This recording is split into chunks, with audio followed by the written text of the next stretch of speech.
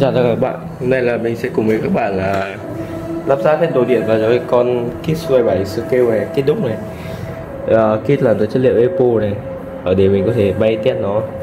Đây, con này là mình mua cũ, kit nhìn nó cũng nát vài chỗ nhưng chắc là vẫn bay được. Khi mình mua thì là nó đã có sẵn 3 cảm giác này, có sẵn servo lái này, một cái XC Sky 60A, một motor 2216 2400 kV, hai con servo FMS này. Nhưng mà cái XC này mình thắng ra thì mình bán rồi. Mình sẽ lắp lại các thứ pin drake các thứ về để mình sẽ đi test thử. Servo thì vẫn hoạt động trơn tru ngon nghẻ. Servo này mình thấy kéo nó khá là khỏe. Đó. Cái kit này thì các bạn mua mới giá tầm 550 600 ở trên Shopee các thứ ấy. Đây nó lúc mới mua về nó sẽ có liền một cái phần đầu này, có lẽ các bạn có thể mở ra để mà lắp cảm tác các thứ này. Nhưng đây anh ấy cắt chia ra một đoạn nhỏ ấy để mà mở ra mở vào, để mà cắm pin các thứ đây, servo lái đây. Còn pin này thì kit này nó thiết kế là pin sẽ để khoang rộng chỗ này, nó vừa luôn cả viên 4S 2002, các bạn mua về có thể để thoải mái. Kit này anh ấy làm sẵn khá nhiều, giờ mình chỉ lắp servo RX vào cân chỉnh trọng tâm nữa là xong, khá là đơn giản. Đây rồi chúng ta sẽ lắp vào đây motor 2216 2400 kV đây, motor rất là mới. Cái này ban đầu nguyên bản nó sẽ màu trắng, đây là anh ấy sơn lại các thứ rồi. Rồi chúng ta sẽ cùng lắp ráp nó vào. Để lắp nó thì là mình sẽ dùng một TX i6 này. Pin này là Tatu 3S là 2345C này. Mình đang xem là mình sẽ chơi 3S hay là 4S.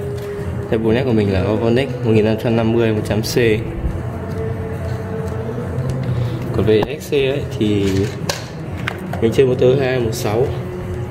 Nếu mà 3S thì các bạn chơi XC 40A của Sky hoặc Euro thì thoải mái. Còn 4S thì nó sẽ vẫn có khả năng dễ cháy hơn, thì nên là các bạn có thể dùng Skywalker 60A này. Đó, hoặc là cái con Platinum Pro 40A này. Platinum Pro này thì 40A cân tốt rồi. Con thường này tầm 60A sẽ chơi thoải mái. Mình sẽ dùng con 60A này. 40A này mình sẽ cất đi. Đó, chỉ cần thêm XC pin rưỡi là bay rồi. Về con máy bay này thì các bạn sẽ đo cho mình cái cánh chính này, mình đo được tầm 24 cm. Thì các bạn chia là 1/3, tức là tầm khoảng 8 cm. Từ đầu đến đây tầm 8 cm các bạn kẻ ngang ra cho mình. Đây mình thấy cái đường ấy nó hơi mờ mờ, các bạn không nhìn thấy rõ đâu. Bên này nữa là làm cái điểm để mà chúng ta để tay vào để mà cân trọng tâm ấy. Thì đây mình để như này, trọng tâm nó khá là chuẩn này. Pin mình sẽ dùng 3S này. XC mình sẽ để chỗ giữa này, ngay chỗ cũ này. Đó, các bạn mình sẽ để bên ngoài mà cho nó bay, gió lùa vào nó mát, không cháy mất. Đó, mình sẽ dính keo nến các thứ vào, cắm dây vào là ok rồi. Các bạn nhớ phải cân chuẩn trọng tâm thì nó mới bay được nhá. Nếu không thì nó cắm đầu hoặc là ngửa đầu lên khó bay lắm. RX thì nó nhẹ, mình sẽ để ngay đây luôn. Cách cắm RX thì các bạn vẫn cắm như mấy con máy bay bình thường thôi. Đây là cái servo lái là kênh 4 này. Hai servo này là 12 này. Các bạn cứ cắm vào, nếu mà ngược chúng ta sẽ đổi hai servo lại với nhau là ok. Không, cái tay này thì chúng ta có thể chỉnh được cái tay luôn, không phải đổi servo. Còn tay MC6C thì chúng ta mới phải đổi lại. Mình sẽ luồn thêm dây XC qua nữa.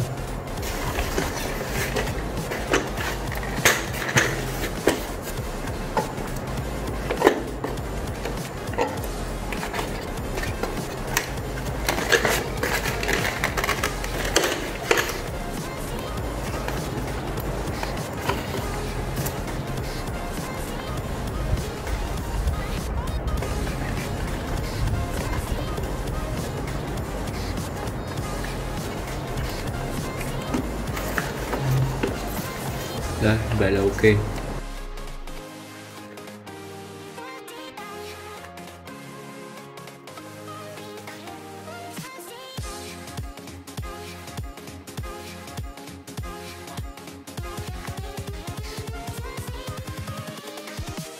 we go.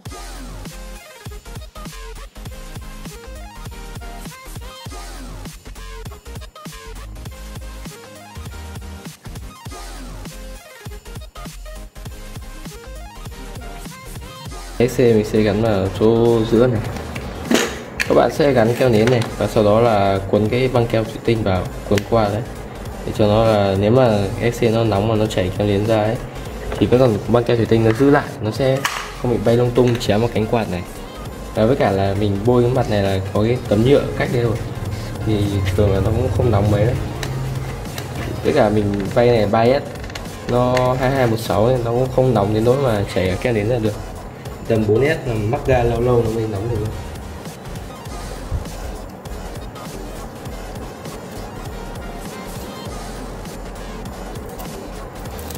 Để có thêm cái băng keo nữa.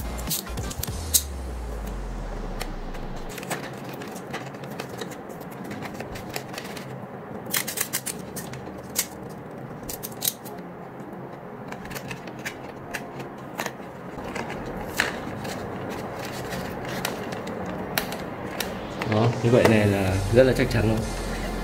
Tiếp là đến phần pin này. Pin là mình sẽ dùng những cái băng dính gai này. Đó, hai gai, một cái là bông này, một cái là gai này, dính vào nhau này. Đằng sau nó sẵn keo rồi. Sẽ gắn vào giữa pin này và dính một lớp vào đây, gắn nó vào.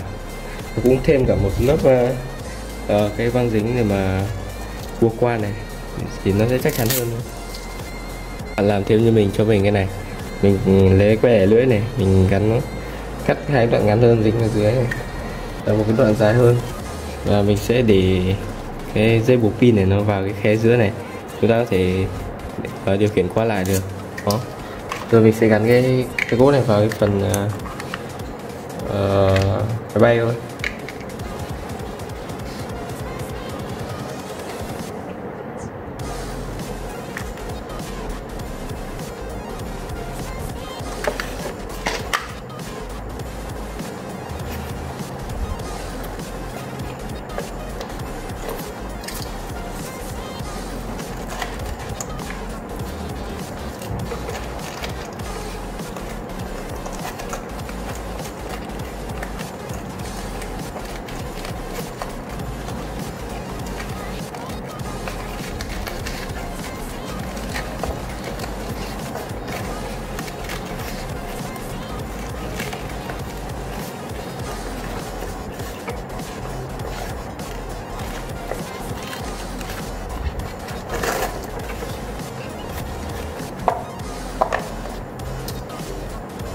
Mình đã cắt xong hai cái băng dính như này.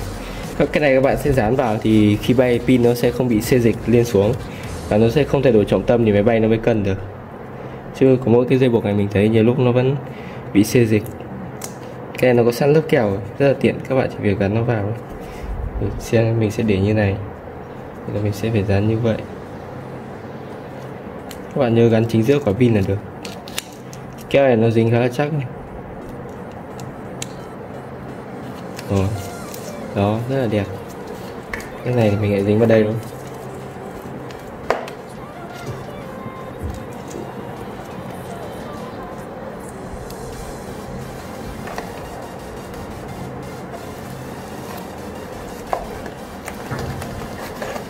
Đó, vậy là ok. Pin đây mình gắn vào chính giữa như vậy là ok này. Nắp này các bạn sẽ cho vào đây, nó có 5 châm ở đuôi này, nó hít vào. Đó. Đấy. Cái này là ổn. Bây giờ mình sẽ giơ cao lên để cân trọng tâm cho các bạn xem.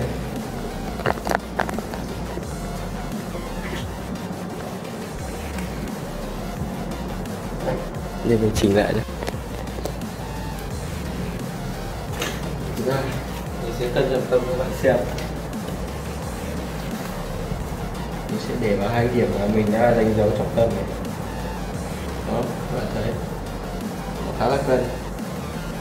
Theo mình biết thì đầu nó có chú ít này, bay vẫn ok.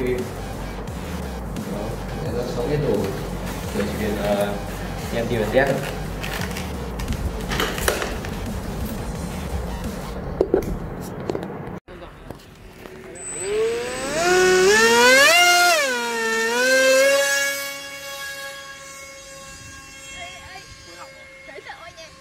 Quả này dễ chơi lắm. Rất tình không?